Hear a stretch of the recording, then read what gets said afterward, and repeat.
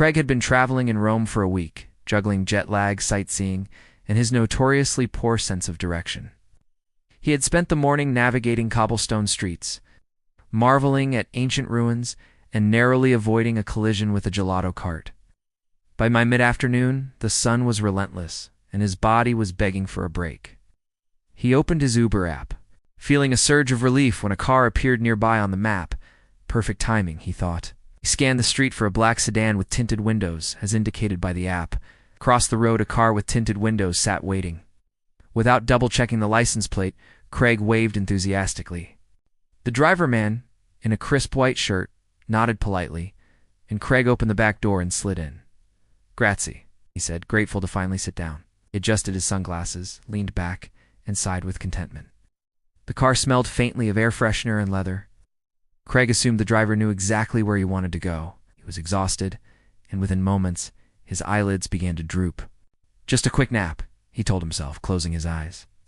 Meanwhile, the real driver of the car, a businessman named Roberto, was inside the front seat. Calmly checking emails on his laptop, he glanced at the rearview mirror and did a double-take. A stranger was sprawled across his back seat, snoring lightly. "Excuse me?" Roberto said cautiously. Craig didn't stir. "Sir?" Still nothing. Roberto frowned, unsure whether to confront him or assume he was some eccentric European custom. The snoring persisted. Craig, in his blissful jet-lagged haze, dreamed he was reclining on a luxury yacht, sipping a cold drink and floating gently in the Mediterranean. In reality, he was on Via del Corso, the city buzzing around him, oblivious to the chaos unfolding in the black sedan. Roberto tapped the window gently. Craig stirred, groaned, and muttered incoherently, then rolled onto his side, curling up further. A car honked outside. A pedestrian laughed. Roberto tried again. "Sir, this isn't your Uber?" Craig blinked slowly, disoriented. He had barely registered the words before drifting back into a nap, mumbling something about the beach, and right over here. Roberto ran out of patience, reached into the back, shook Craig lightly, and finally, with a frustrated exhale, spoke firmly. "Sir, this is my car. You were in the wrong car." Craig's eyes snapped open. For a moment, the car spun around him.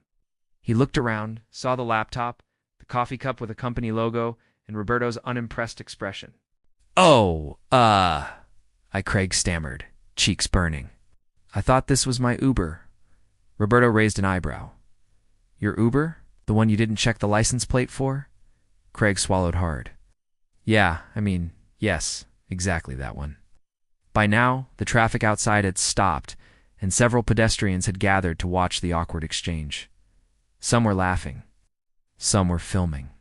Craig, mortified, climbed out of the car, mumbling apologies. Roberto just shook his head, muttering something about tourists and carelessness.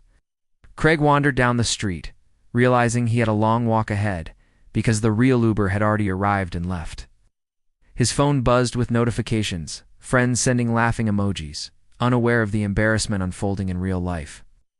Craig sighed. At least this will be a funny story later. Maybe.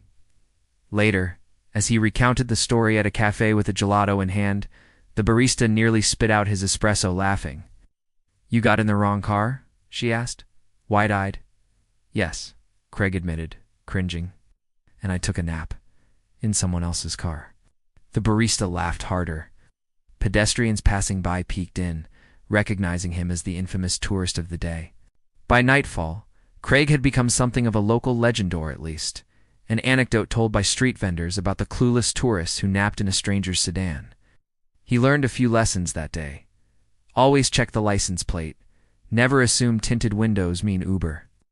And perhaps most importantly, never nap in someone else's car in a foreign city. As he finally settled into the correct Uber, still red-faced but amused, Craig reflected on the absurdity of travel. It wasn't just about the sights or the culture, it was about the stories. The mistakes, the mortifying moments that somehow became the best memories. And this one, he knew, would live on forever.